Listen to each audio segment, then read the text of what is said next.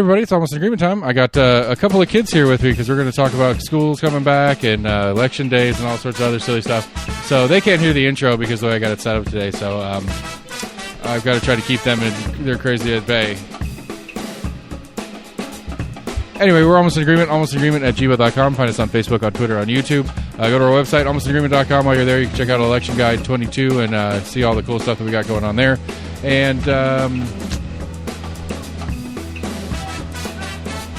while you're at it, go to your favorite podcast provider. Give us a follow, a like, and a share there as well. Tell your friends about us. We're going to keep doing what we're doing. We want you guys to enjoy what you're listening to. So we got some average age of 10 perspective tonight. So we're going to let this outro play through, and then we're going to get to the show.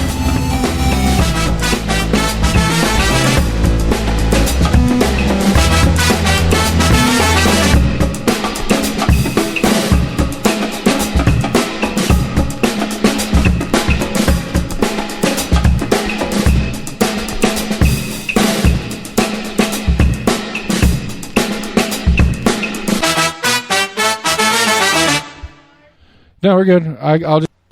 All right. So, like I said, we got some kids with me.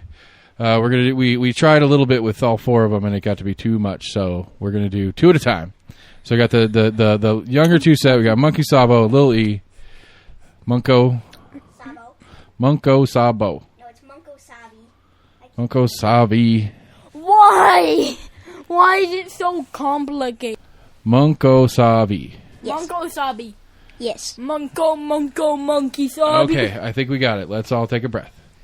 Okay. Now, so it's the beginning of August. You guys start school half day Monday, so less than a week from now, right? Yes. Okay. Yeah. So we got going into third, going into fourth grade, respectively. Yeah. Yes. What up, pup? What are we most looking forward to, and what are we least looking forward to about going back to school next week? May I go first? I'm most looking forward to all the nice people and just having fun at school. Because, like, school's really fun, in my opinion. It's just what I don't like, which makes me not like it in a way. But I usually like school. Can I say what I don't like now, or is it Munko Sabi? Go ahead, finish your thought. Okay, what I don't like is the mean people.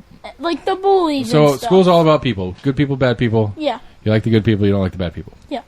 Okay, we'll explore that more here in a minute. Okay. What about you? Well, I'm looking forward into school as having fun, and I'm not looking forward to going to school because I don't really like school What don't you like about it? a lot. I don't Well, I know. want to hear about this. So you both have a couple things you don't like. Are you in the same people boat? You have people you have problems with? Yeah, sometimes. Okay. What kind of problems? Annoying. I mean, people can be annoying. Yes, that's a given. That doesn't change. Yeah, that Ever. doesn't change ever. Well, you can't talk. You got the same problem. Fair enough. We're saying. How do you deal with people you have to deal with, but you don't like? That's part of life. You've been through that once or twice, I'm pretty Sure, I go through that every day. Who? I have to deal with people I don't like for work, or people I don't like for getting you to and from school. There are certain other parents or teachers or whatever that I've had problems with that I have to figure out how to deal with because that's part of life. Okay, fair enough. So I'm asking you guys, how do you deal with people that you're not getting along with? How I deal with them is I usually try and stay away from them, and if they keep on going towards me, I try and get out of where they know I am, so they don't have to mess with me. Have to? Why would they have to mess Well, with you? they don't mess with me. Because they don't have to mess with But what me. you're telling me is they're seeking you out as an individual. It's not just the first person they come across. If there's a group of people, they'll walk by them just to come give you a hard time? It's not just me. Because, like, last year, when I was in third grade with Munko Sabi. Right, we know he's going into third grade.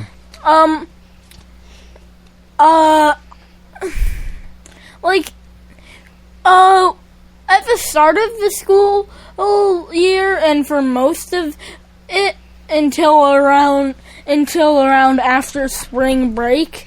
Like, I was the only person who got really annoyed by it enough to, like, tell most people. But then, like, something happened where he did something, I forgot what. And then, like, for the rest of the year, everybody did not like him. Huh. And, like, I know what his reason is for it, but it's not that good of one. That's all I'm saying. Again, I guess the point I'm trying to get to, and I think you agree with me on, is that yes, sucky people suck. Yes. But sucky people are gonna be around, and you have to figure out how to deal with them. Yes. And I agree at your level, a good way to do it is to avoid them at all costs. That's a good starting point. Have you had any interaction with any of your teachers or principals or anything about how to deal with this? I have told my teacher multiple times, and she's just like, nah, try and make friends with him. I cannot. I physically cannot. Okay. Like, that infuriates again, I'm me. I'm not saying you're doing anything wrong. I'm curious what you have done, because honestly, and I'm a little upset that you didn't come talk to me about some of this, because it kind of bothers me that the only real response your teacher's giving you is just figure out how to be friends with them. Yeah, when I physically cannot. You can't. You physically could. I physically It's not a physicality issue. But I can't. But for whatever reason, it's fine. Again, I'm not telling you you're wrong for not being friends with this kid. Yeah. I'm just trying to understand what's happened and how it's been dealt with. It hasn't really been dealt with. Okay. Well, I would like you to tell me more about it as things are happening at this school year if you have to deal with this kid again. Or there's a new kid in the scope. Because you need to tell your teacher about it. And if the only thing your teacher is going to give you is make friends with them, that's not acceptable. Yeah. Because whether you physically cannot be friends with this person or not, a friendship is what? It's a relationship. Yeah. Is it a relationship with one person? No, there's 2 or 3 people that you have a relationship. So you could try all you want to be friends with somebody. If they don't want it, you can't make them. Yeah. So if that's the solution, well, what if they don't want to be my friend? I'm trying to be their friend, but they just still are mean to me, and I can't get them to stop. Be friendly to them doesn't fix that if they don't want to be friendly to you. I know. I agree with you, and so I'm a little upset that was your teacher's response. When and if it happens again this year, you need to let me know about it. Okay. And let your mom know about it, so your mom and I can work with your teacher and principals and stuff and figure out a way to fix it instead of having it a continual problem. Yeah. Because it's not okay. Because that is a borderline, at least, on the edge of bullying. I don't want to be your friend. I don't want you to mess with me, and they continue to do so. It's not okay. And if administration and teachers aren't stepping in, then there's a problem. But sadly, teachers don't have the time, energy, sometimes, to be that advocate for you. Yeah. So you need to let me do it. Okay. Okay? So I'm sorry that I wasn't there for you last year and you didn't feel like you could come tell me about it. Yeah. So in the future, please come tell me about it. Okay. I'm not okay with that. Now, that got serious and deep and heavy. Yes, it did. Maybe we should cut out some of it. Why? Because none of your friends are listening to this. It took up like who cares? 7 minutes. Who cares? Of it. We can go for a week on this. It doesn't matter. A week? What about you, buddy? You got any similar stories? You have issues where you've had kids that you just can't get along with? No, really, no. No. The kids that are annoying just bug other people, and there's not really anybody that bugs me or bothers me. Specifically, they don't seek you out to give you a hard time? No. I mean, I do all the time. That's what I like to do. I like to bug you. Kinda, yeah. I like to tease with you. I apologize if you ever take it as me being mean. I've never mean to be mean to you. Well, no. I always mean to be silly and playful with you. But sometimes silly and playful could cross that line, and I'm just as capable as you guys are with each other. Yeah. All right, so let's get a little lighter. So some of the fun stuff about school. What's your favorite thing to do in school? And don't say cafeteria. That's your older brother lame answer. Oh. Yeah. I was gonna say that. I mean, cafeteria food ain't the worst, but it's nothing that I get excited about. Yeah. I just like to eat. Wow. You say that, and I had to force you to eat dinner tonight. Yeah, like, come on! My favorite part is usually gym or, the playground, usually. Just 'cause, like, you do activities, outdoor, indoor, and it's fun to me, and... Exercise is good for your body and your mind and your soul. It's important to have those things at school. Yeah, and I'm glad that school does that. All right, so in our previous attempt at doing this, we asked, what would be your last meal? If you knew that tomorrow night's dinner would be the last thing you would ever eat, and anybody, whoever you wanted to, would cook you the meal of your choosing, what would it be? Steak, salad, 1,000 pounds of ice cream, 1 monkey, and 2 beers. I don't understand the monkey thing. Oh, that's a good addition. You didn't say that the first time. Yeah, I didn't say the ice cream either. The monkey is just to kind of make a bit of fun of Monko Sabi. I mean, it's kind of in his name. Okay. Anyway, we'll come back to yours. What do you got, Monko? I would have 10 tubs of ice cream and 2 cans of Dr. Pepper. 2 cans of Dr. Pepper and 10 tubs of ice cream. Is that a particular flavor in the ice cream? Mint chocolate chip. All right. Go ahead. I would also eat a seed or something, like a seed which could grow into a tree. Oh, so when after you get killed and they throw you in the ground, you would grow a tree? Yeah. I like that. That's fun. There are companies that do that for burials now. So instead of being buried in a box or cremated and buried in a smaller box, they'll put you in like a burlap sack with a tree, and they'll plant it, and the tree will eat the tree, and the bugs will do all their thing, and you'll help get the tree started. I think that's a cool idea. Yeah. I want to just get I think it's in Nepal. I think it's a Buddhist thing. They do I don't remember what they're called. It's like a mountain burial. They literally just lay your body on a cliff. What? And the birds come and pick you apart, and you're already dead, so it doesn't matter. That is the most gruesome way to go. No, you're already dead. It's not. They don't kill you that way. I mean, I know, but like that's still gruesome, dead or alive. Because apparently, the village at the bottom of the hill every once in a while gets body parts that the birds bring on. That's disgusting. Disgusting. I would not want that to happen to me. Okay. What if it did? I'd be mad. You'd be dead. I'd be mad and dead. You'd be dead mad. You have a dad. If I put the words together, it means dad. Dad. Dad. I think it's about time for Vortex and Black Hole. It's not existent. All right. So, well, I appreciate you guys taking the time, and I'll goodbye. see. I think we got some stuff. Good. All right, so round 2, kids, everybody. So the first 2 are the little ones.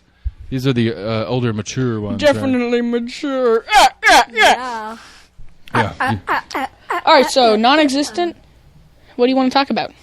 I think we're gonna talk about Legos. Yeah, let's talk about Legos. All right. And in general, the future of what we're planning on. I guess. Okay, so Legos. First off, me and him are both pretty good at building stuff. Yeah. Like you've built a Lego finger before. I've built almost a Lego glove. I've built the pointer finger, middle finger. And then what happened is you finger. accidentally slapped something and then it fell apart. Yeah. And then you never got back to building it. Yeah. It was just a project. Wait, you slap something with the finger? No, with the hand. Yeah, like with the the almost Lego complete hand that I built. It was and then I was almost done building the palm, but I hit a piece of foam from the not packing peanuts, but kind of same material that usually like foam? Yeah, like this. No. Or styrofoam. Yeah, styrofoam. Yeah. Me and Brandon were throwing stuff, and he threw styrofoam at you. And then I used my left hand, and he was like, "No, use the one with your Lego hand on it." And I was like, "All right." And then once my Lego hand came in contact with it, it just like, it fell into pieces. Okay, Yeah. great. All right, so Awesome. I'm currently working on an army for my room. Okay, no, it's made out of Lego, and it's robots and stuff because they're cool. Okay, and so their color scheme is gray, a hint of blue, black, white, and this really vibrant orange. There's these really vibrant oranges and yellows. All right, so you both are dabbling in the content game, right? Yes. All right, Yeah. so what is your name again? I forgot. Non-existent. Non-existent. Do you want to plug your channel? Sure. Is it on TikTok or Yeah, it's on TikTok. It's Sweaty Controller, no spaces. Sweaty Controller? No spaces on TikTok. If you guys want to look him up. He does dumb crap. Well, I mean that's. Yeah. I mean it's TikTok. It's so okay. So for the It's that old app called TikTok. not to be old manish on you guys here, but like, what do you want to do with your lives? Like, what do you want to do when you grow up? Okay, me and Michael have already Hold played on a this second. Let me finish my question. Jeez. Because I, as you could tell, am enjoying the idea of being a content creator. I like making content and doing my show. And it would be very hypocritical of me to be like, you shouldn't do what I'm doing. But the space has changed. And so I'm curious what you guys' thoughts are as far as if you're going to do the content thing, if that's your goal, and how you're going to go about it and the way the space is changing. Go ahead. Yeah, no, Alright, okay. So, me and Vortex, are gonna like try to be roommates in like a $3 million mansion. Just like a mansion in general. It doesn't have to be In a $3 million Hawaii. one. Yeah. Because Hawaii is nice. Yeah. The only We're problem gonna is try- bugs. Yeah, we're just gonna try to rally up enough money and try to get our content to be big game. I think, okay, for me and him, I think we're going to go on the same type of path. I'm going to be doing virtual reality content, but mostly Gorilla Tag. And Yeah. you are... I'm gonna be like doing gaming stuff and like maybe some VR content and like We're both going to be in the same realm of possibilities, yeah. gaming.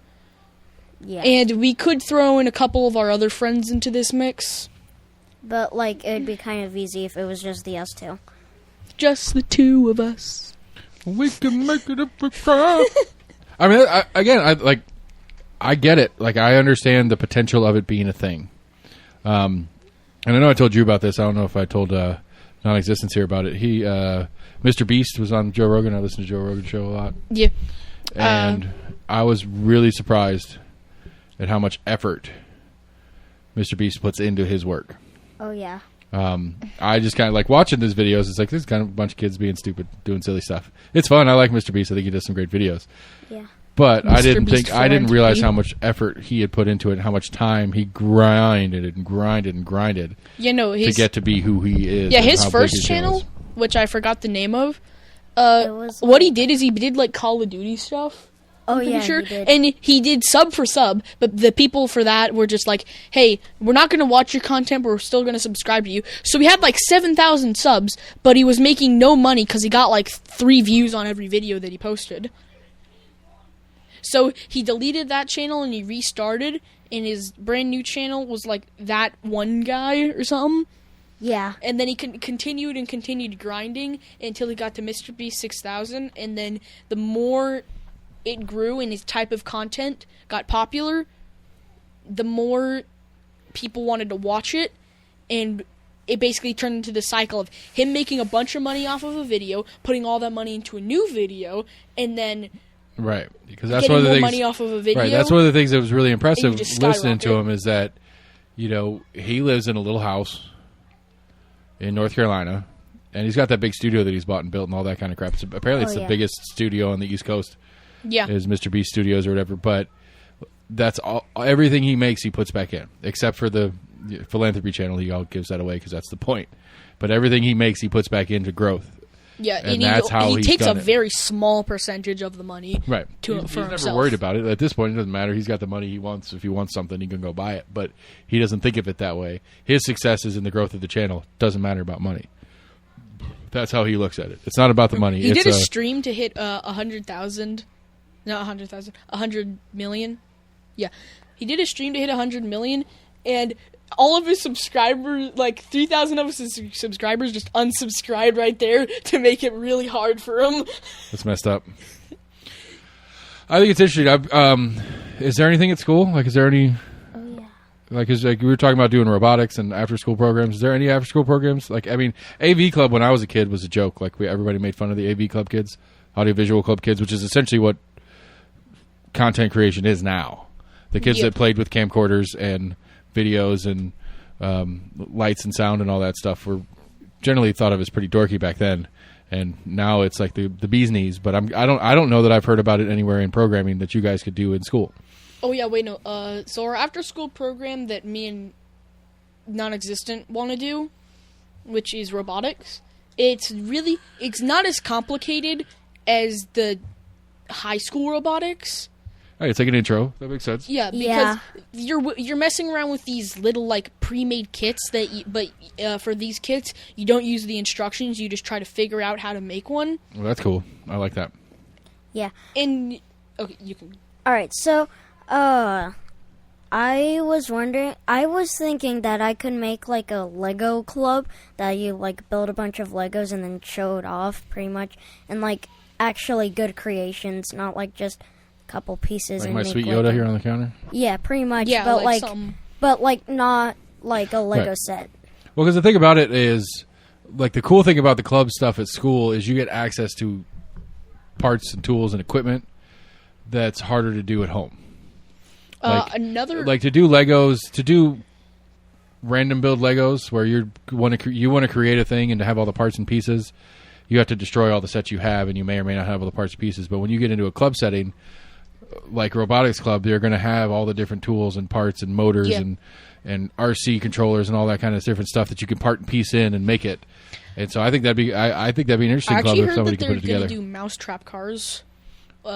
We did that in... What did I do that in? I did that in high school science. Like, it was a physics lesson. Yeah, no. I saw a Mark Rober video on mousetrap cars and like how to make them go as fast as possible. Yeah. For like length and stuff. And how he breaks it down is understandable for your tiny brain compared to his. Rober's great at that. That's what I do. That is, I mean, we've talked about that before. For as much trash as there is on YouTube and stuff, there are some channels out there that are really good, really smart, can teach you a lot of cool stuff that are formatted to the audience.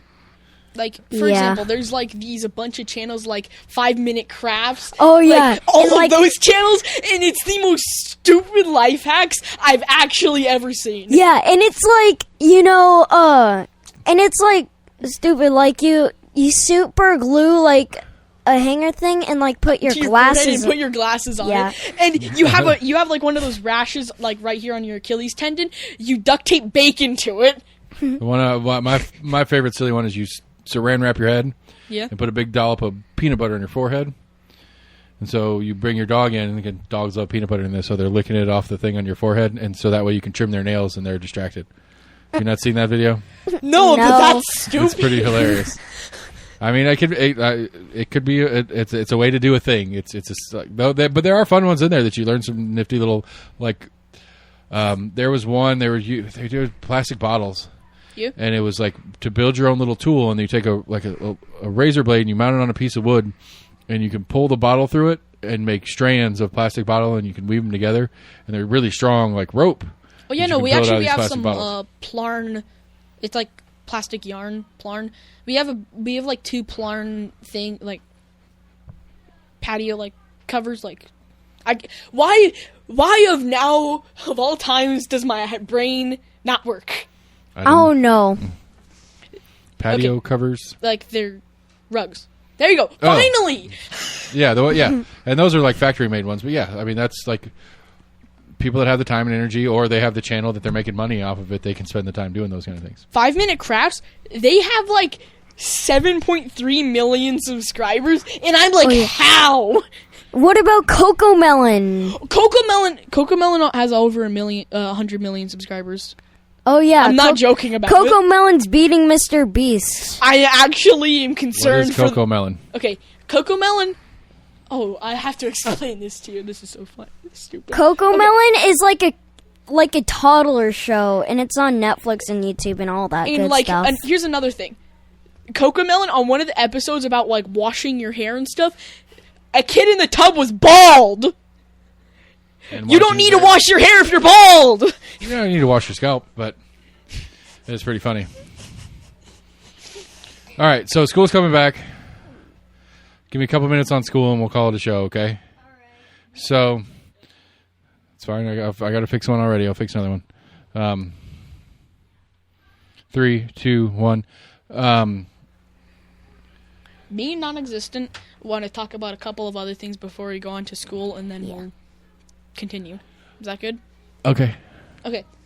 So Hey, take over my show, people. Go ahead. that Lego club that you were planning on, I would join. You just have to find a teacher that is willing to fund it. Yeah, I know. Not I fund know it, all just that. be there for it. Yeah. Which it can be a big ask because teachers got a lot of stuff going on, and to do an after-school thing is extra Me work and- for them. Me in non-existent, I remember you were talking about basketball. Oh yeah. I'm kind of garbage at that, so Well, you're kind of short. I mean, why does that matter though? It doesn't. Like, isn't the shortest does it? basketball player like 5'6"? Muggsy Bogues, look him up. He's from my era, but he was like 5'4", 5'6". Good old Wisconsin. No, not my area, my era. Oh, He was a big deal when and he won the slam dunk contest in like 92, 93.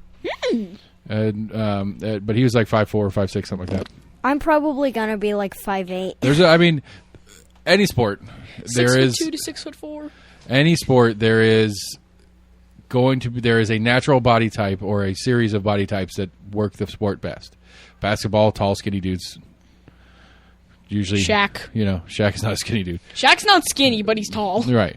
Taller, stuff like that. But like you get into football, different positions in football have different body types that are the best suited Yeah, for like it. But kind of shorter and buff.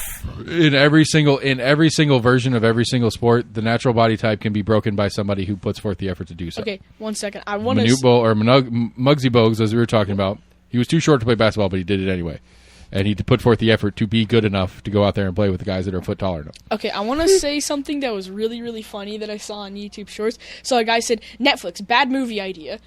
Okay, so this fat guy who's like overweight, he gets super speed and like magical Marvel crap. And so now that he has super speed, he can still run really fast, but he has to. It doesn't negate his stamina because he's still fat. So he can run at like 40 miles an hour, but it's like a 10 lot of feet. effort. But so what he does is he joins the NFL and he calls himself the widest receiver, and he Nice. becomes a wide receiver. I get it. There's a joke there. Yeah. All right. So school now. Okay. Yes. Yes, sir. All right. So I mean, you guys are making one of the big jump. You have two big jumps in your regular school career from elementary to middle, and then again from middle to high school. I think the elementary to middle is like the biggest jump. You think so? Yeah, I think so as well. Just because, like, it's a lot more scary because it's the first time of you going to a new school if you didn't go to preschool. It's a big format change too. Like, I mean, Plus, you have like a lot shorter classes, and your right. classes You have are a lot more longer. classes each day. You have a lot more teachers to deal with. It actually goes backwards a little bit once you get to high school. You go from 6 to 4. I think I don't remember exactly how it breaks down, but yeah. I see that I don't remember, and my transitions were different because of the way schools were when I was a kid. Plus, like I started high school in a different school district and came here, and the way that school district versus the way this school district worked was totally different. It really screwed me up. But, yeah, I I'm mean, pretty sure me and non-existent are going to do band. I mean, you are doing band. I don't know if you. Yeah. What are you playing? I'm doing percussion. You're such a boy. I wanted to do percussion as well. I tried to get you to do percussion, and you said no. I did say yes. And then when we got up to the thing, and you were between tuba and percussion, and we were talking to the band director about He it. said I should pick tuba, so I picked tuba. Why did he say you should pick tuba? Because there's not very many okay to good tuba players. I want to do percussion now because percussion's cooler. Because you get to slap stuff. Relax. You get to act like a monkey. When I was crap. I started at tuba, and I transitioned to percussion when I went to high school. And I wish I would have stuck around with Tuba a little longer, to be honest. Bum bum bum bum bum ba-dum ba-dum ba-dum. Yeah, I can't wait for you guys to have to hear him practicing his tuba in the background while I'm trying You're to just gonna hear me going. Yeah. Bum, bum. Yeah, anyway. What time do you have band? I think I have band for. I can't figure out his schedule yet. It's so I have confusing. not gotten my schedule yet. I have. We have it. Maybe you. I just got to figure it out, yeah. Okay. You just go. Okay, I hope I have the I'll same try. schedule as you, like a really similar one, so we can meet up in classes. Yeah. 'Cause that would be really. Yeah, I'm excited for you guys. You're going to get a whole new set of kids that you don't know. You're going to have a set of kids that you do know, but a whole new set of kids that you don't know. And I will encourage you both to take the effort. Don't just stick with the kids you know. Okay, really quick. Yeah, but I feel like I will. Okay, You might, but at least give the other kids an effort. That's all I'm saying. Okay, Fair enough. For this, okay, so this person's going to be called Unnamed Person for this. And so these people are in anime, and I had them in two of the same classes for 2 years in a row. I had them in 4th grade and 5th grade. And they said, hey, I'm going to try and make a anime club. Well, there already is an anime There club. is? Yeah. Oh, there is? I forgot. And they said they're going to join the anime club, and they're going to convince me to, because I used to watch Attack on Titan a lot. I mean, and you like to draw, and there's cool. You could And hone you this can draw craft. people with this face. All right, fellas, I appreciate the time. All right. Let's get out of here. It's literally just us and me and 3 other idiots talking about random crap. Yeah. All right. Well. Thanks, fellas. Later, Bye. nerds. Outro All right, song. so I had a whole bunch of kids. That was exhausting, and we talked about YouTube and all sorts of stupid stuff. I almost tried to call in with them still in here just to mess with you, but I couldn't bring myself to do it, so I'm sorry. Good.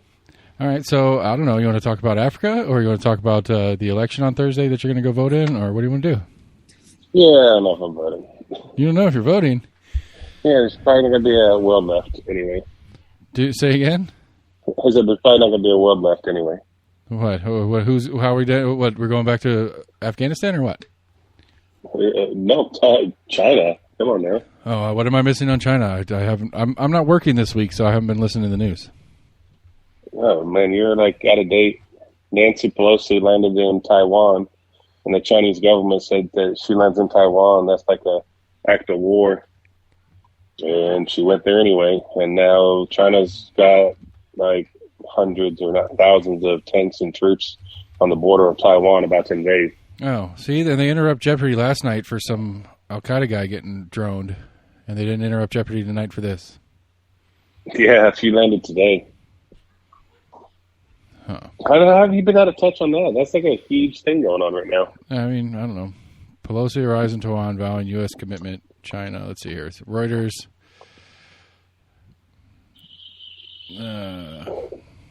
China, Taipei. U.S. House Representative Speaker Nancy Pelosi arrived in Taiwan late Tuesday on a trip she said shows an unwavering American commitment to the Chinese-claimed self-ruled island, but China condemned the highest-level U.S. visit in 25 years as a threat to peace and stability. Pelosi and the rest of her delegation disembarked from Air Force transport plane in wherever. Blah, blah, blah. Her arrival prompted a furious response from China at the time when international tensions already are elevated by Russia's invasion of Ukraine. China considers Taiwan part of its territory. U.S. warned China against using the visit as a pretext for military action against Taiwan. All right, cool. I mean, if we're going to do it, let's do this dance and quit fucking around. Yeah, like, I mean, it's crazy. I don't understand. Like, China has been playing a long game, and they're good at it. So I don't understand why they would accelerate their pace now. But because to me, I think if they accelerate their pace now, that actually disassembles everything they've been working on for the last decade or so. Because everything they've been working on this last decade or so has been the stupid stuff about that we're good at here in fighting with each other over stupid shit and the internal conflict that we've made this nation into. And so, Yeah, but like, I mean, if they go she hot, said then we'll set aside our CRT arguments to go and, you know, the racists will go kill the Chinese because they're Chinese, and the actually I don't know. Fuck. Well, see, the other side to it was they asked, so she said she's going to Taiwan. China said, don't go to Taiwan. That's like a act of war or whatever shit you read. And then they asked Joe Biden about if China invades Taiwan, do you support troops going to Taiwan to defend Taiwan or whatever? And he said yes. And I'm like, what the fuck is going on? Yeah, he's already said it once, which was very not out of character for him per se, but it was one of those. We just don't quite say anything affirmatively on the topic because that's what gets us in trouble. And he's already he probably thought they asked him if he wanted oatmeal for breakfast. He was like, yes. They're like, no, we just asked you about invading Taiwan. Yeah, I don't know. It goes back to, for me, it goes back to the core question. Why is this something we're willing to go to war for? Like, what is it about Taiwan that matters? Nothing. Well, because we like the yellow people and we don't like the brown people. I don't know. Well, I mean, like, they make a lot of shit. Like, there's a lot of shit that we buy here cheap at Walmart that comes from Taiwan, and so there is an economics portion to what it is, and I think that's part of China's issue is that they don't like the dirty cousin that steals their cheap labor, and that's part of why I think that's hilarious. So even think about that. China, who is undercutting America, is pissed off for Taiwan for undercutting them. Right. They want to be the exclusive cheap labor market or owners of the cheap labor market because they're trying to move it into Africa and all sorts of other crazy shit. But they don't want it. They don't. It is in. I could get it from their end of things. Is what they really really don't want is any sort of U.S. direct presence in Taiwan. Japan and South Korea is already enough of U.S. direct military presence hanging out right there, and to continue that kind of circle around the southeastern corner of China into Taiwan is just on a basic strategic military issue. Is you don't want the next biggest player that close to you and that many sides of you. So I get that part. Well, I think this whole thing with Taiwan is, China's been wanting to take back Taiwan for a while, and they haven't because they're like, oh, what is the world going to think, And I think that this Ukraine thing where, Russia invaded Ukraine and the United States, no one's really helped Ukraine out with maybe financially, but no troops or anything. Then now China's like, hey, we can do this. Yeah, I mean, that I remember hearing somebody stipulate on that idea early in the Ukraine mess was that if we don't respond severely against this, that's going to make China think they can take Taiwan. Which again, okay, let's just back up a tick in conversation. Does that really matter to U.S. security? We'll just on a military front, and I guess in the economics that is included in security. Is it a huge deal to U.S. economic and national security interests that Russia controls Ukraine or that China controls Taiwan? Like, is it going to change anything really about the way we live our lives? No. We get a lot of stuff from China, so is that going to affect, stuff we get? But, so when we're in South Africa, we're sitting at the resort and stuff and talking to Glenn, who was the owner of this safari place. And we're talking politics, and he's like, man, this new midterm election is really, really important. Like, he was up to date with what was going on in the United States elections. And it was weird that someone in South Africa would be up to date with what's going on in elections. And he's like, this midterm election is very, very important. He's like, it affects the poorest person in South Africa, this outcome. And I was like, what? Like, what happens to America? He's like, he's like, Americans don't realize that what happens in America affects the whole entire world. And I don't really grasp that concept, but it was interesting that, a business in South Africa, businessman in South Africa, like looked at our politics more than he looked at his own politics. I don't understand it. I was like, what do you mean? He's like, well, you don't understand the effect that the United States has on the rest of the world. And I was like, thanks. But it was weird. It was a weird conversation to have with him. I want to hear more about this. I want to understand like what he was trying to say. Yeah. I get it. In for a business like that, I would assume that a lot of his clientele is U.S. clients, and so in the U.S., if the U.S. is having global issues, for lack of a better word, that travel changes, the ability for Americans to travel when you have, the Taliban or something like that that's kidnapping U.S. citizens around the world or something like that, when you're a destination, it becomes an issue for security when you have Americans coming there and less Americans come there because they don't want to go and get kidnapped because that's a place that people get kidnapped or something like that. I could see that directly affecting a business like his, and that being but I agree with for his part of it, but for him to say it affects the poorest person in South Africa. And, we were drinking around the fire, and so we really didn't go into a lot of detail about that, on exactly how. I was just I was more, probably should have asked better questions, but I was kind of just dumbfounded by that statement, I get it in parts, like just on the surface, I get it in parts as far as, the U.S. has a significant reach with what's going on, especially politically here, because we not we as in you and I, but we as a government like to fiddle in other people's affairs.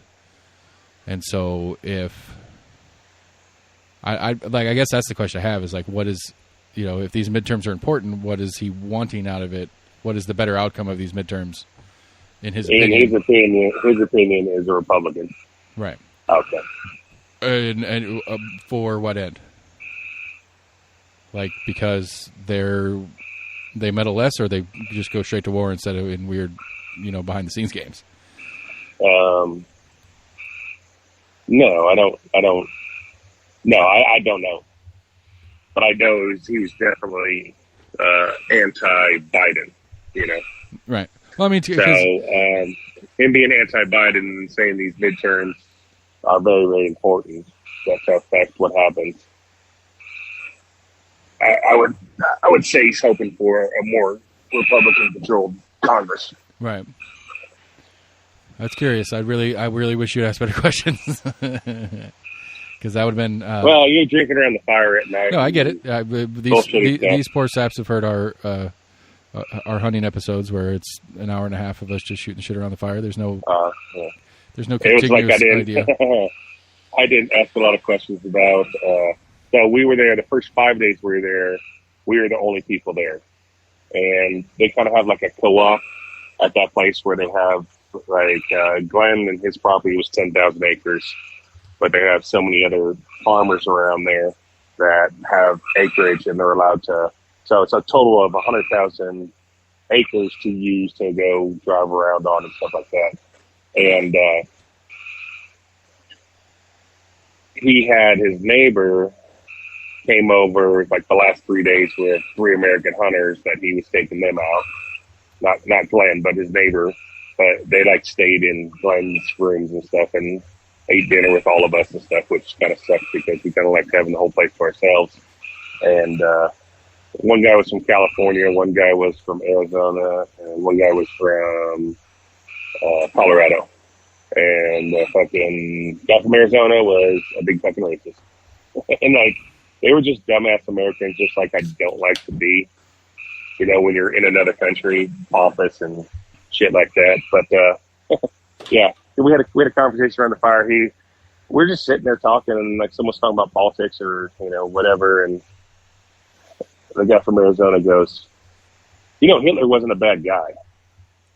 And I said, what? He's like, I know that sounds bad. I was like, yeah, sounds really bad. He's like, well, Hitler wasn't a bad guy. It was just all the people around him, you know. And he had a lot of good ideas, but he was forced into. I was like, dude, you're not going to convince me that Hitler was forced into anything. Like, no, he's a fucking bad dude. And then the neighbor guy, South African guy that lived there, that had him on, that brought him over to our camp. He was like, well, there's two stories to, the Holocaust. He's like, there's people that believe that 6 million Jews were killed. And then there's the people that believe that was just exaggerated and really didn't happen. And I was like, yeah, I'm done here. Like, right. I'm not even going to fucking ask questions about and then there's reality. I was talking about. And then there's actual factual reality. Yeah, it's just like, this is not, it would have been the same thing if they sat down and started telling me the earth is flat kind of thing. Like, I was like, you can't argue with people that are this fucking ignorant. Right. There's a line somewhere, and I think, yeah, that's one of them. Yeah, okay. I mean, Hitler's not a bad guy. Jews weren't killed. Okay, I'm done. I'm done in this conversation. Cool. Hey, look, there's an elephant. See ya. Exactly. Yeah. Screw this. But I mean, I think like to kind of pick a little bit at it is that the pompous thing that you don't want to be apparently is accurate, is what I'm hearing. If our politics matter that much to a range or a rancher in South Africa, then it doesn't excuse being a pompous asshole internationally, but it's that sense of entitlement kind of makes sense if it makes that big a deal. Like, you're down there, and theoretically that your vote matters to that guy just as much as your vote matters to me here.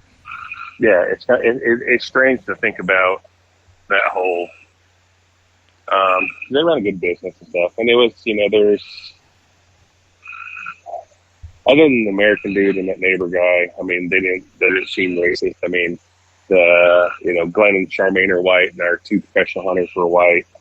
But then, like, everybody else at the camp was black. The chef and the person serving us, and the lady who cleaned the rooms, did the laundry, all the skinners and tractors, and all those guys were black. But they had the main house that was more, because it was the middle of winter time and it was 70 degrees outside. So the dining room and the living room and stuff of this building, the kitchen was enclosed, but the other stuff just had a roof on it. It was like open, they'd have walls basically. And then if it got really cold at night, then they would drop these like roll down walls, kind of keep the heat in, but we would sit out by the fire pit. And then you had bungalows all along the property. There was like 8 bungalows.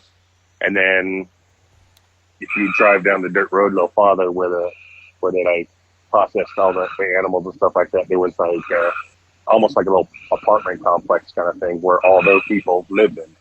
So the people that worked there actually lived on the property also, which was kind of cool. So it's like, it's not just more like a family commune than just a business kind of thing. Yeah. This thing that they only make the average wage in South Africa is $10 a day. Oh, when your house and food's covered, what do you need?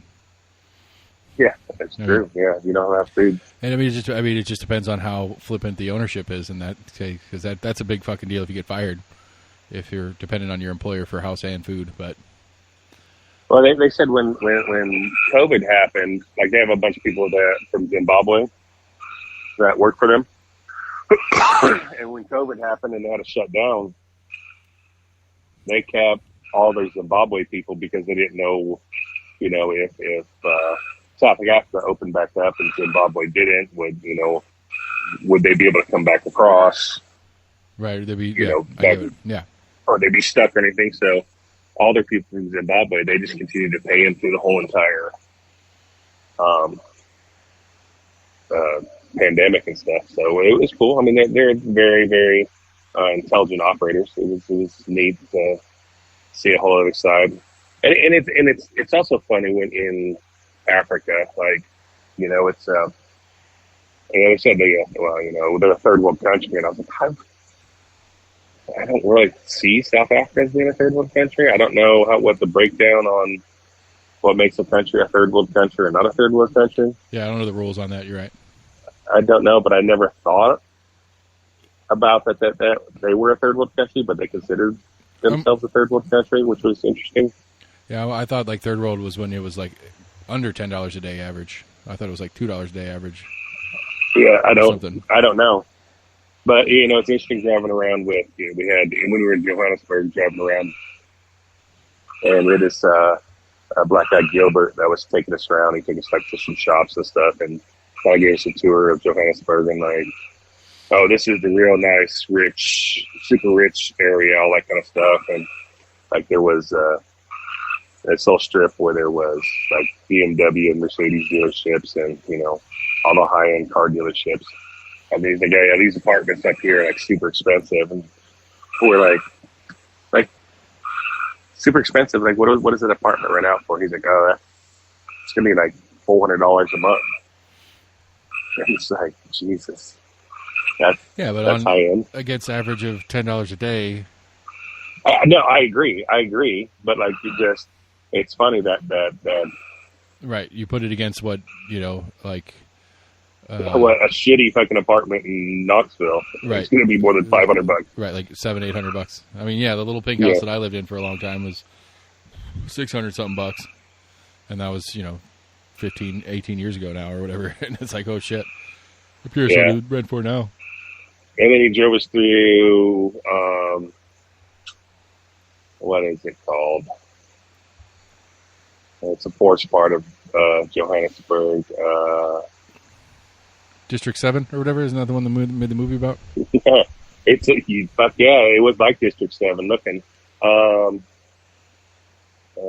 Shit, I can't even think of the name. Alexandria. And it was just like these 10 by 10 corrugated metal buildings. Yeah. And there were just thousands of them. And it's just crazy, like, where people are living. And we drove through that and just to see it. He said that a few years back they had a bad problem with rats there, and he said so bad that like there was some babies that were eaten. Holy shit! By rats. And then AC made me feel like a racist because we were talking about the big thing of rats and stuff, and and I was like, well, man, too bad they don't like. They could solve that rat problem if it tasted like chicken. Just saying, if rats tasted good, it would provide something. Right, and but you accidentally went into the I get it. And you could have said watermelon, it would have been a little worse. Yeah, and then it didn't sound bad until AC goes, or beef, and I was like, Gilbert, I'm sorry. I just realized that sounded racist. I was just trying to say. That, I didn't mean it like that. If rats tasted good, not like a particular, and he was just like, oh, no problem, man. He's like, it's not a problem. He's like, the problem with racism in the world is we keep on talking about it. He's like, if somebody would have thought that something you said was racist and they bring it up, then it becomes a racist issue. If you just don't say anything and people stop talking about it, I think it would go away. And I was like, that's an interesting outlook to go. I was like, I apologize. I was not meaning like that. He's like, no, you're fine. I was like, damn it. Made me feel really shitty. And right. That's not what I meant to say or meant to. But it was just so weird driving around and just seeing that kind of stuff. Like, I mean, I've been in Mexico and seen like the poor parts of Mexico, but not like that. I asked Gilbert about like, is the government trying to do anything for housing or anything like that? And he was like, oh yeah. He's like, coming up, he's like, here down the road, you'll see these concrete buildings with solar panels on the roof. And he's like, those are the buildings that the government's building. And he's like, you put your name on that list. And then when your name gets called, you get one of those buildings. Right. And it's free. Like, this is your house. You own it kind of thing. He's like, they're like little 2-bedroom buildings and stuff, and you have like little like backyard property and all that kind of stuff. You think, but the problem is the people that get those houses, they live on one side of the house and then they rent out the other side to somebody. and then they rent space in their backyard for people to put those little metal buildings in their backyard. And then the guy who got the property doesn't work anymore because he's collecting rent. And it's like just perpetuating the problem of the standards of living in that area. Right. And I was like, I mean, he's like, I don't blame them. They're trying to do whatever they can do to at the survive. end of the day, though, you have at least two families that are inside an actual building, and one that was in a shed that's still in a shed, and yes, one less worker making money, so that there's one more job available. Yeah. So I mean, it's not a huge step up, and it's not a solution per se to the greater problem, but it is a step in the correct direction. Because I think one of the things that we struggle with most here is like I think Rogan makes this joke all the time. It's like, what planet are we living on where the poorest people are fat? Because usually, historically, the poor people were starving. Yeah. And this is this weird thing that we've created in America somehow, is that somehow you could be as dirt poor as American could be and be fat at the same time. Not saying there's anything wrong with being fat, whatever. If you want to be fat, be fat. That's not the complaint. The idea though that you can afford it to eat enough to be fat, yeah, but still be the dirtest of dirt poor. And part of that is, you don't see a bunch of fat people in Ethiopia. Right, but the crazy idea is that you could one is the quality of food that you can get on the poor person's budget. But again, I think we have a weird distorted view of poor. Like poor is a iPhone 10 now. Like, yeah, you have an iPhone 10, you're poor because we're on 13. You know. But I mean, and you see it. Like I go and I'm running route and stuff like that, and I go into the Broadway corridor there down near Fulton High School, or whatever, which is it's not a super dirt poor part of town, but it's not the best either, or whatever. But it's the poor end of town. You got a bunch of fucking crazy homeless people wandering around out there and shit like that, with decent cell phones.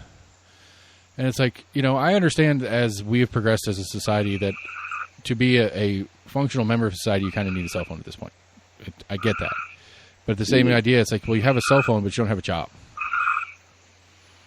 Well, Gilbert pointed that out when we were driving through the slums too. He's like, and the other thing he's like, you'll see is, look at the cars out in front of some of these houses. Like they're living in a 10 by 10 corrugated metal building, but there's a BMW sitting outside. Right. And he's like, they're choosing to continue to stay and live here because they want to drive a nice car. Right. I get it. But I think that's something that we definitely export around the world. Is that it's odd to me when you really think about it. It's like, we were talking about the other day, like what do we figure we're in, like the top 20% of earners in the United States or something like that? Yeah. We're not quite. We're not top 10. We were short of that. 10. Like we're probably 12, 15. Right. And it's like I feel broke a lot. Like I feel like I don't have enough money to do things, and it's like this is so crazy that I'm somehow in the top 15% or so, and I'm broke. At least in my head, I'm broke. Like what is wrong with my brain that I feel like I don't have enough money when there's 70-something% of other Americans that make less than me? And it shows that how many poor people there are below us. You know what I mean? Yeah, and I think that's part. I think that's one of those where like Sam likes to always bring up is the difference in mean and median or whatever. Because I think that I think part of the reason that average is that top 10% is so low to what I think that top 10% is a low number is because there are so many that are in the bottom 5% that it just rips the top end of that average down. Like there are 10,000 zero income earners for every $1 million earner, and that then therefore brings the average down to 20,000 or whatever the math is on that. Yeah, and then it also shows you. I mean, if you just think about that, what was top 10% over 100? It's like 170,000 a year. Yeah, huh? Like 170, something like that. 170, not 870. Yeah, 170. Oh, I thought you said 870. I was like, no, that's. But like, if you think about 170 as the top 10%, then if you just put that in your brain, there's no possible way taxing the rich can pay for the poor. You know, like there are a lot of poor people out there. Well, yeah, but it's I don't know. I mean, how much? Because I guess that's the real question: is forget, averages amongst population. Like, what does it cost to have? Like, what does it actually cost to live a lower middle class lifestyle in the United States at this point? Because I think that's the better question. Because I think realistically, 150 to 170 is the cost of being a lower middle class person. Yeah, I mean, but you got 2 cars; they're decent. When you break up the classes, I mean, I would think that it would, if you're saying there is low income, lower middle class, upper middle class, and rich. So if those are the 4 classes, so yeah, 25%, 25%, 25%, 25%. We would fall in that rich category. And so what is that? What's the top 25%? The lowest person making the top 25% income. Right. But the problem is that but the top 25% is a couple hundred people versus the bottom 25% being thousands.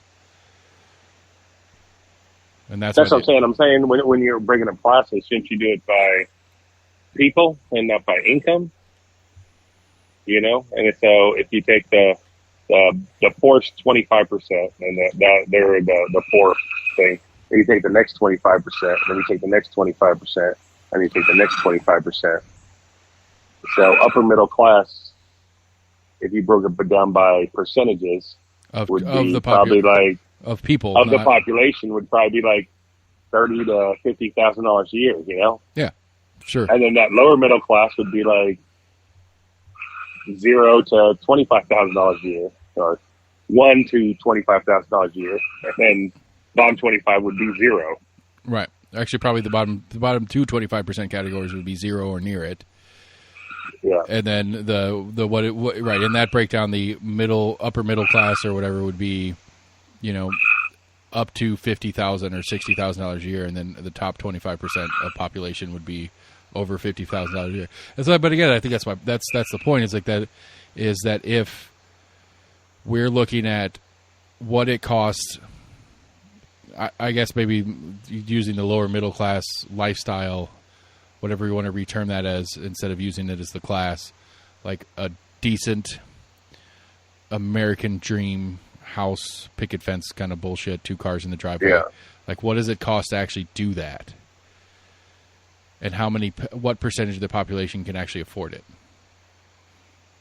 And I think that's the number that starts the real conversation, I guess, to me, is that I would say that probably less than 50%, probably less than 60, maybe 65% of the population of Americans can afford correctly. I'll add a little bit of a asterisk and correctly afford a decent American lifestyle.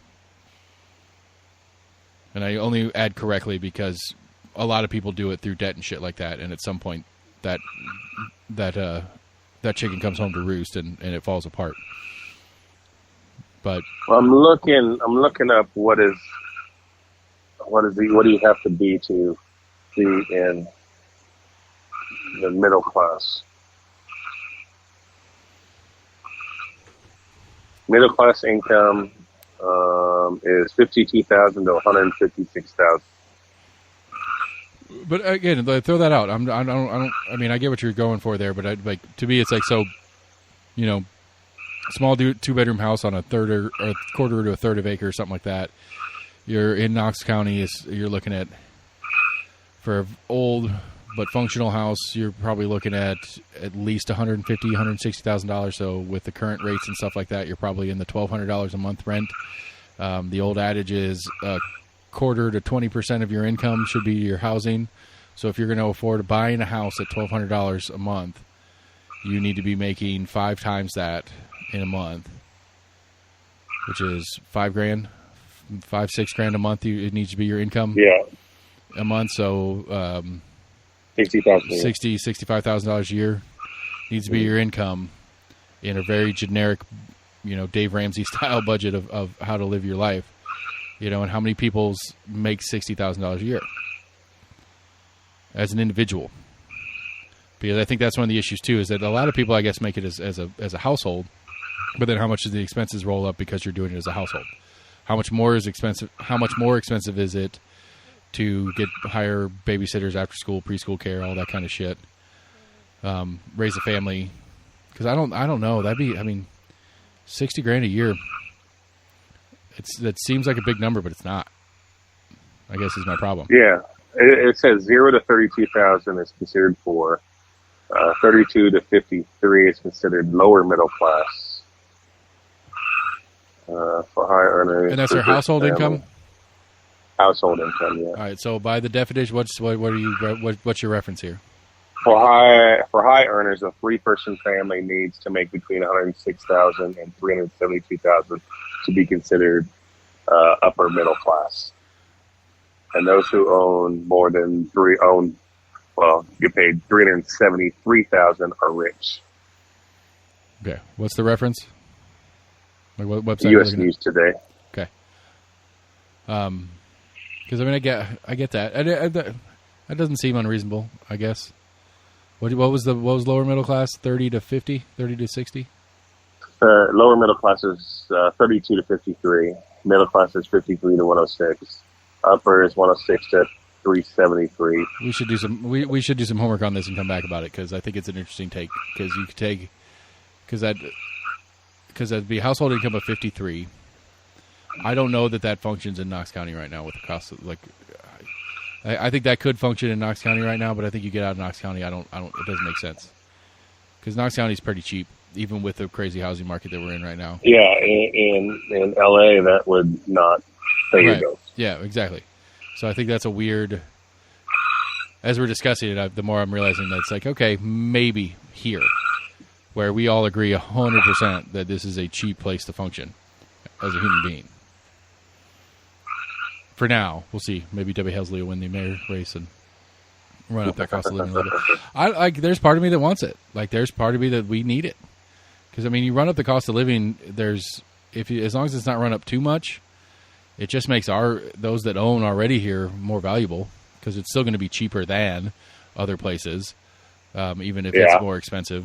And so, in a very selfish way to look at it is that, for me, if they ran up and added some taxes and stuff and increased services that are provided by the county and shit like that, it would really only increase the value I have in my home, which is already overvalued as it sits. And so if nothing else, it'll hold that value stronger than it would if maybe we hit a real recession and housing's come down. But, that's assuming that any of the stuff is worth a shit, but that's a separate conversation. I don't know. That was my graceful way of rolling you into, you're not going to vote on Thursday? The world will still be here Thursday. I'm supposed to be. You're supposed to be? No, I said I'm supposed to. I don't know. I'm just tired of fucking politics. Nothing changes. Doesn't fucking matter who you vote for. Fucking country's still going to be a fucking shithole. So do I have? Okay, I won't have your vote when I run for Senate against Massey next year? No. What has changed in your life or my life going from Obama to Trump to Biden? Honestly, I don't care about them either. Me and you can wax intellectual on the ineptitude of the national government all we want. No, what I'm saying, when it's a Democratic controlled or Republican controlled, or even city politics, what has anybody getting elected made a difference for us on? Can you point out something that that affected me positively or that affected me negatively, and not something that affects your life, not something now I got to pay $10 more a month on this fucking bill. Now I can't go get that Wendy's burger I wanted. I'm just saying something realistically that has affected your life. Where you're I have to make a change because of this. You and I so far have avoided a couple that have been attempted and that there are bodies at play and people in this election that could make a difference in a very significant, specific way to our industry. I think you're Senate 7. Richard Briggs, who is the incumbent for Senate 7, is a diehard, dyed-in-the-wool, as they say, anti-marijuana at any and all, and doesn't care. There's no excuse or good idea that marijuana should ever be even remotely in anybody's hands in any variation or anything like that, and will be continue to be one of the pushers for an adjustment to the Delta 8s and the Delta 10s and the THCAs and all that kind of stuff. All the way to CBD. He hates CBD too. And what is he running for? State Senate 7. State Senate 7. Yeah, KGIS your house real quick. I'm not sure what your state Senate seat is, but I don't think you're 6. Because Massey's 6 and she's not on the ballot this year. So what do I have to search? Go to kgis.org and put your address in and pull up the one that's got the little icons that pop up. There's one that looks like a piece of paper. Click on that one. The bottom left corner of that page will tell you all your different elected positions. You said KGIS. .org. KGIS. And so an individual like Mr. Briggs will be pushing through a bill that they tried to do last year that didn't quite get out of subcommittee or whatever, but for every rumor that I've heard right now will be picked up again next year, and he will be one to carry that banner. And if he can bring along... Damn, I put this my address in, and it says my name pops up. I don't like that shit. Yeah, well, it's public record, buddy. Get used to it. Fucking bullshit. So, click on the KGIS map. No, there's like a globe and a piece of paper and a person. Click on the piece of paper. Oh, the piece of paper. Okay. Yeah.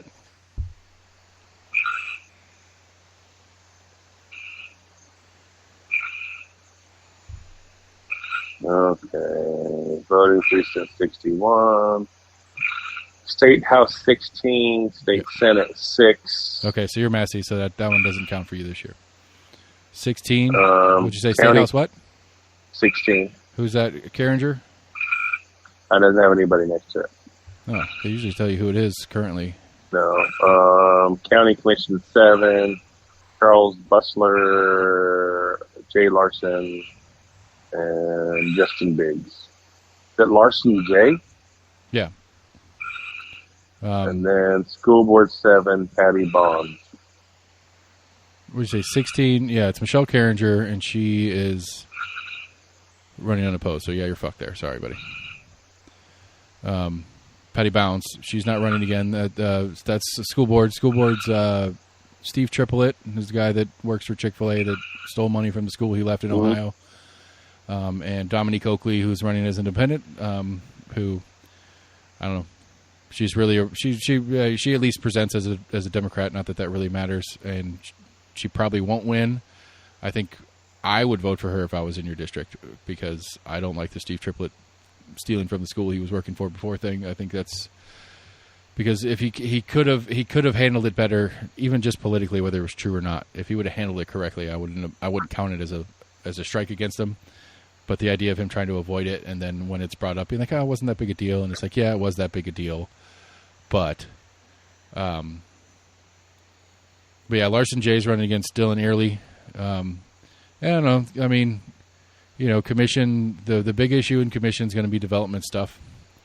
And whether, you know, the current commission and Mayor Jacobs are, you know, for lack of a better term, any developer comes in with a plan to put a bunch of houses in, they're going to check off and make whatever accommodations, regardless of zoning, to make it possible for them to build more stuff there.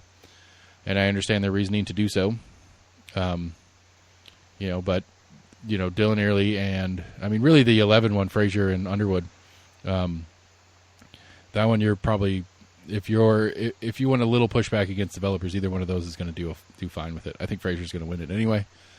But Biggs is going to trustee, so he's non-existent. But the Larson J. Dillon one's interesting. If anything, it's almost a referendum on Larson. Just for all accounts, Larson has further aspirations. And he's been kind of muddling through some shit recently. And if he doesn't come out of this, if he doesn't keep his commission seat, that may be the end of his future political career.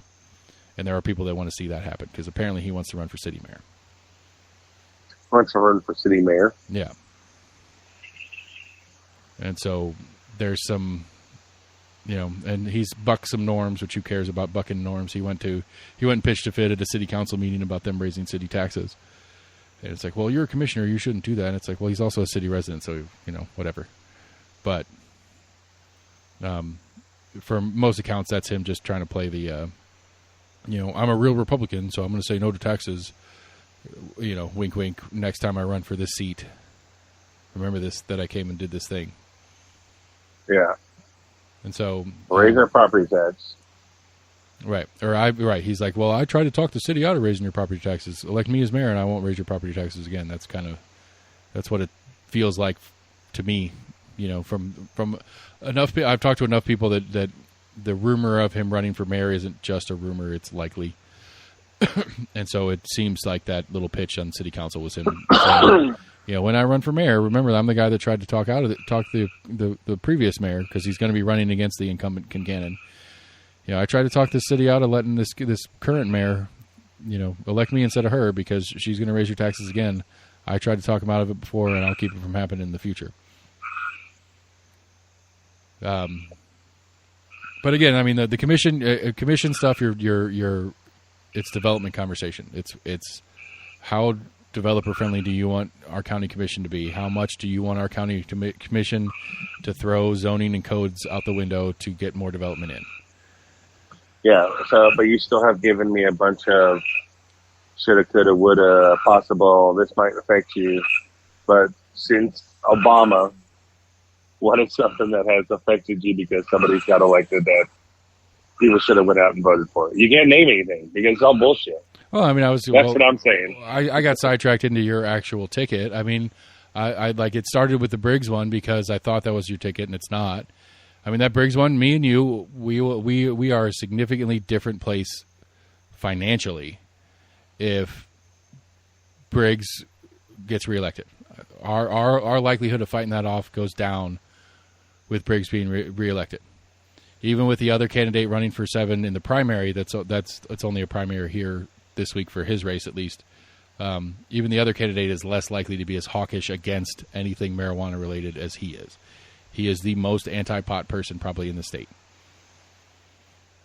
and he's an asshole. Right, but I'm just saying, I mean, you pose a fair question in the looking back at it, but looking back at it, I didn't pay enough attention to see it when it happened. I mean, I got to, I mean, it's perfectly within the realm of possibility that if our state government goes in one direction, that some of the gun restriction stuff that we don't like could come into play. I mean, I would like to see. I don't think this trigger law abortion ban makes sense. If this was done prior to the current session of state legislature or whatever, but a new legislature can make changes to it. And I can't believe they overturned Roe v. Wade. That's so crazy. I didn't see that part happening either. But I never thought that in a million years.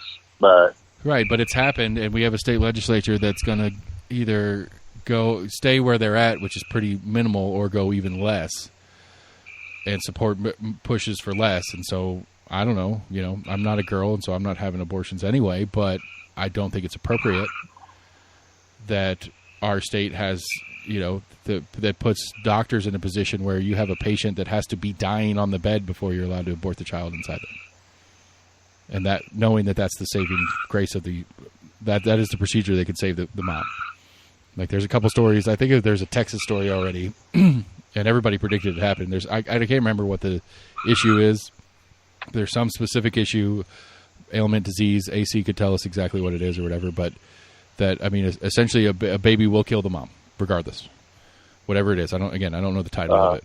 But I get tubal pregnancy. Right. The baby will kill the mom. And so there's a lot of questions in a lot of states right now that Roe v. Wade's been overturned, on what you're allowed to do as the doctor. And it's like, this is what you call a tubal pregnancy. Sure. That's one of the examples. The the embryo is implanted in the tube. It's not actually in the uterus. This baby's going to grow and it's going to rupture that tube and it'll probably kill the mom. We know that. Everybody that has any medical training can see that and know that. But there's questions on whether or not they're allowed to abort that baby because it's a viable embryo at that point. Yeah, but then again, there's been teenagers that have been killing their parents for fucking years, and you can't kill them. Fair. But we're talking about, legislative action that makes a functional difference in your life. I don't know. I don't have a lot of gay friends, but I know a few gay people, and I think they should be able to marry each other. And I think that was it was a Supreme Court issue. I think that's a problem. I agree with you there that the Supreme Court's been making more major legislative changes to our national politics than our actual politicians have. But I mean, hell, okay, you want to get okay. I thought of one right now. How much is a pound of bacon right now? No idea.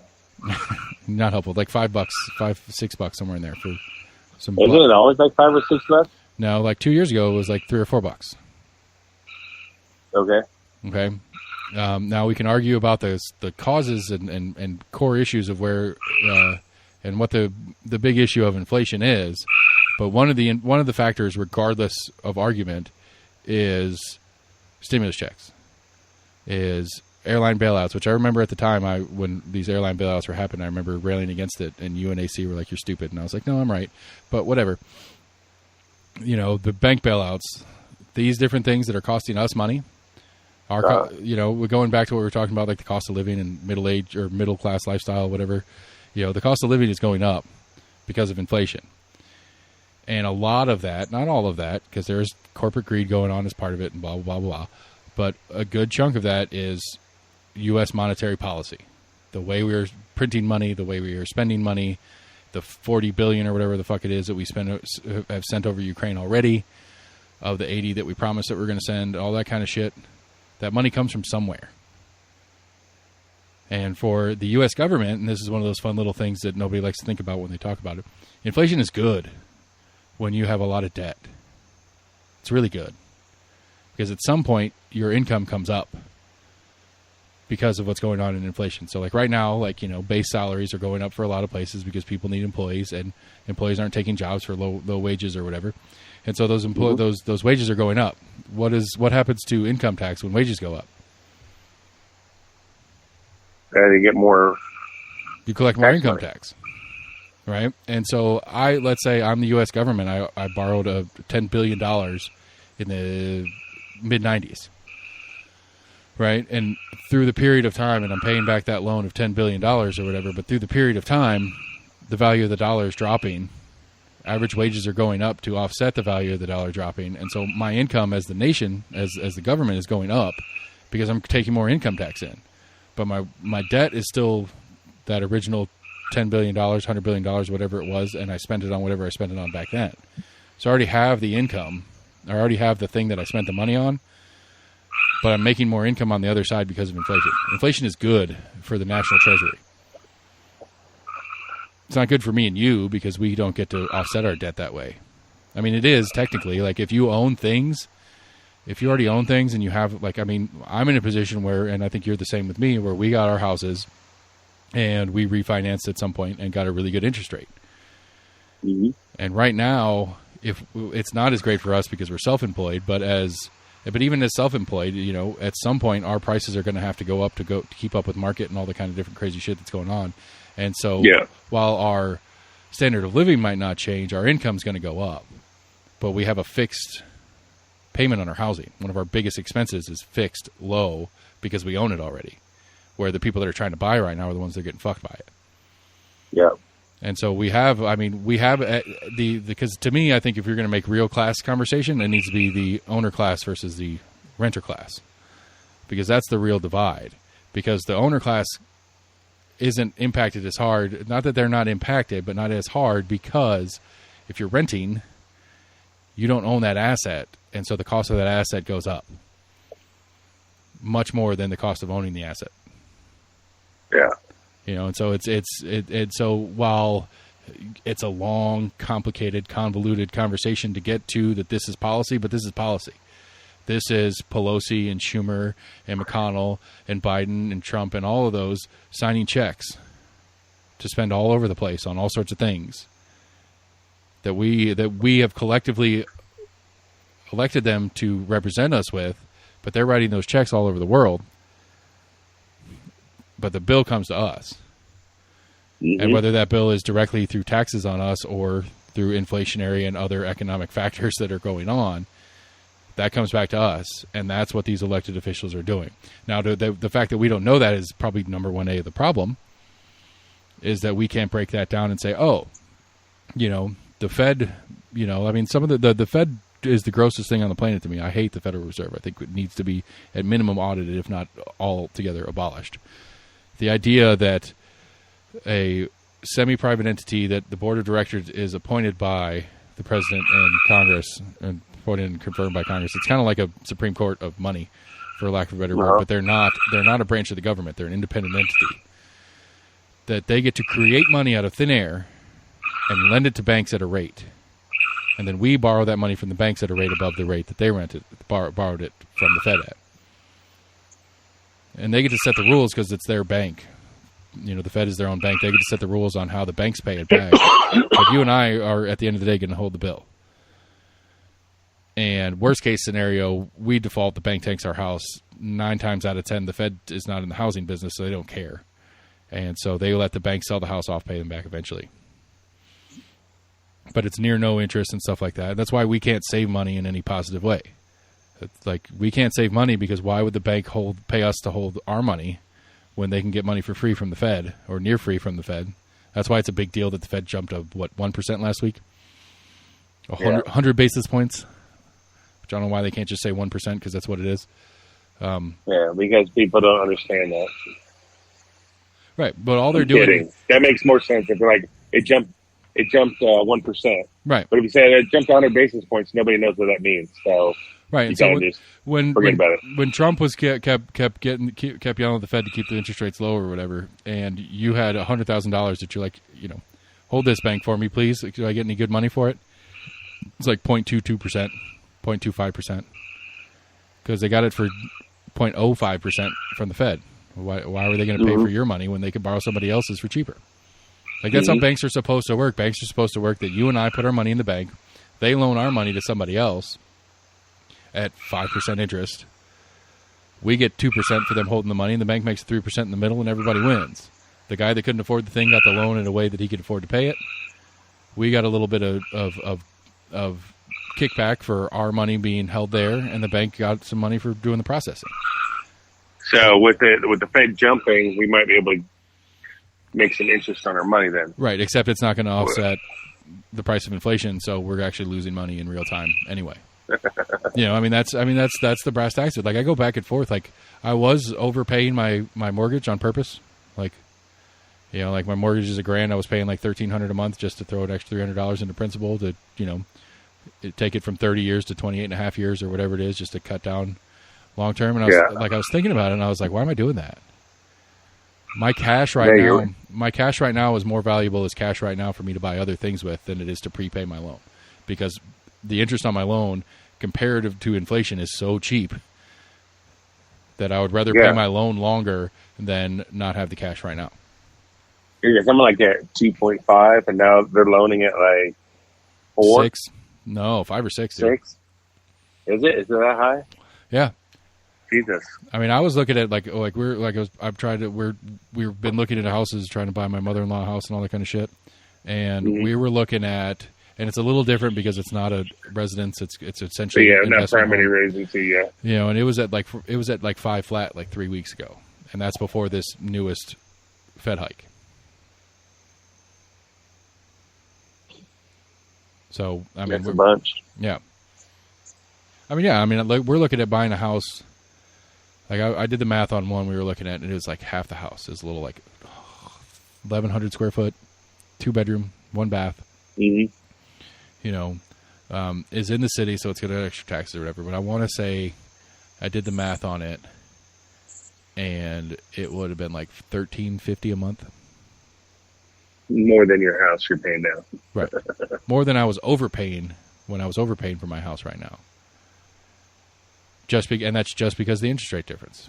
I mean, I think list was like 125. Technically, I think my original loan on this house was like 145. Now I've refinanced since, and I think my newest version of the loan is like 170 because we took cash out and blah blah blah blah. But yeah, mine's at like 303 right now. I'm just saying, like, but I still have 100,000 in equity in it. You know? Yeah. I mean, it's just a weird game. It's a weird game in how this is all shaken down. But I mean, again, to go to your core question is yes, there's a whole lot of shit that these elected bodies are doing. Now, to be fair to your statement, does I'm trying to think of when you don't have a federal race because of, well, we do have, like, I mean, does Martin Daniel or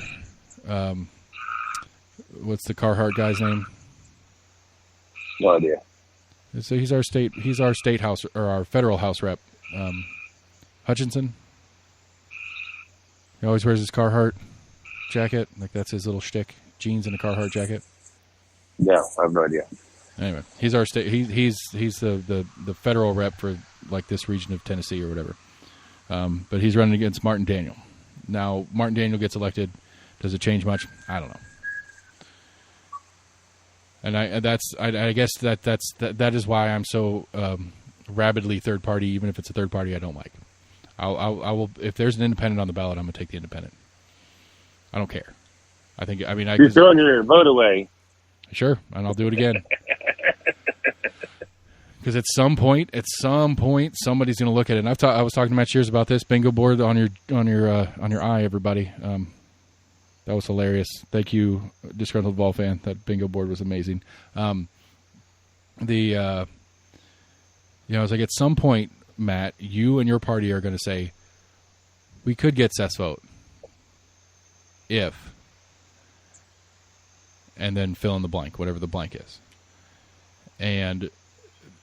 Because it's like at least traditionally Democrats are always trying to get more new voters because new voters tend to vote Democrats or whatever. But it's like, you have an existing voter, me. I'm going to put forth the effort. I'm going to vote, but I'm not going to vote for you. How are you going to fix that? I think that's got more value than trying to get somebody who hasn't voted in 20 years to come out and vote for you. Because I'm going to the boat. I'm going to the pool. I'm going to the poll. I'm going to sit in that booth and I'm going to fill out my little form. You could get my vote because I will vote, where you're spending all your time and energy and money on the guy who hasn't voted in 10 years, 15 years, or has never voted before in his life. Maybe they're only 22 and this is their first or second chance to actually vote. But that's where you're focused at. But at some point, there's going to be enough of me's out there that are voting independent, that are refusing to vote for whatever, writing in candidates, all that kind of stuff, where somebody's going to go, holy shit. Hell, like I sent it to the group text, the early voting totals, right? I saw that, but I don't have any reference on if that is good or that is low or what that is. Sam had mentioned that he saw an article on it that says a little less than 2018, which is the comparable. All the same races were at play in 2018, minus all the judges. And so there's more on this ballot, and there's less total votes than there were in the 2018 comparable. And so what's interesting about it is, the brass tacks of it is like Knox County does a lot of early voting. So as a percentage of the total votes, I think, and I'm probably not right about this, but I think they're estimating near half, like 40-ish %, 45%. So the total in early and absentee voting is 32,000. 33,000, basically. So if 33,000 is 40%, you're looking at under 100,000. There are 200,000 people registered to vote in Knox County. There are 100,000 people in Knox County that are old enough and for one reason or the other aren't registered or ineligible for voting. What would make you ineligible to vote? Felonies. Oh, yeah, felons can't vote. Why can felons not vote? Because... I don't understand that. I don't know. I agree. But that felonies, immigration status, citizenship, like there are adults in Knox County who are on green cards or something like that you don't have the right to vote although you do have the right to be here and work and do all that kind of stuff. Yeah, I don't understand that felony thing. Like, so you did your time, but we don't appreciate your opinion anymore because you're a felon. Well, what do you like to call prison? What do I like to call prison? Yeah, you always say it's criminal U or whatever, criminal university. No, I never said that. Oh, I know you said that. I know you said that. I didn't make that up, and I am confident that I heard it from you. It might have been an AC thing. I don't know. Anyway, regardless, I don't know. I agree. Like, why you have to go through any sort of process, because you can have a felony and you can go through some process and get your right to vote back. But the fact that you have to go through a process, it's not automatic. You served your time. You've been rehabilitated by the state, except for is it a racist thing? Like, you probably. know, I mean, that's one of the assumptions. They're only 3/5 a human, right? You know, kind of thing. Yeah. I mean, the system is accidentally or intentionally designed to incarcerate more black people, and so to have less black people, which you'd think that the Democrats would make that a big issue. Which I guess theoretically they do. I mean, if I've ever heard anybody talking about, you know, felony voting status, it's been Democrats or Libertarians, not Republicans. Once you committed the crime, you're evil forever for most Republicans. But anyway, the point being is that if history serves, we're looking at less than 100,000 total votes in the Knox County general election once all things said and done on Thursday. And how many votes did we have in the presidential election? I think Knox County did about just under the 200,000. They maxed out. They got as close to. It was the biggest turnout in the history. But I mean, it's the biggest history turnout nationally. That's a good question. I don't know. Let me see if I can find that real quick. 2020 presidential election, Knox County. So half the people vote when it's not presidential. Yeah. All right. Here's Knox News on November 3rd, 2020. Tennessee was all in for Trump. Here's how Knox County voted. Voters cast a record-breaking 219,869 votes in Knox County compared to 180,697 in 2016. So, yeah, just under 220,000 in the Trump-Biden, where in the Trump-Hillary, only 180,000 voted.